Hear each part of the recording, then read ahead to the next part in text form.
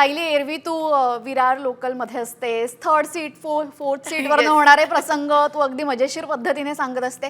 आज अँकर सीटवर बसलीस. कसं वाटलं? हा पूर्ण एक्सपिरियन्स तुझ्यासाठी कसा होता? बाप रे होता. खरंच माझ्या पोटात गोळा आलेला जेव्हा आपण सुरुवात केली.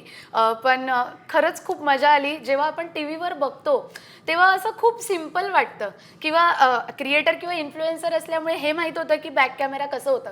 तर असं वाटायचं की हां चल वाचायचं तर असतं बसून, पण तसं नसतं. वाचणं सुद्धा खूप खूप कठीण आहे, कारण एक प्रेशर बिल्ड होतं आहे आणि लाईव्ह वाचणं की तुमचा एखादा शब्द सुद्धा इथे तिथे नाही झाला पाहिजे. Hats off to you guys. आणि दिसताना आम्ही फक्त इथे 1-2 जण दिसतोय, पण मला दिसतंय की याच्या मागे किती मोठी टीम काम करते. सो या 10-15 मिनिटाचा किंवा अर्ध्या तासाच्या शोसाठी सुद्धा किती लोकांची एनर्जी आणि किती लोकांची क्रिएटिव्हिटी लागते ते खूप जास्त इम्पॉर्टंट आहे. आणि आज मला ते तुमच्यामुळे अनुभवायला मिळालं, ते मी आयुष्यात कधीच नाही विसरणार.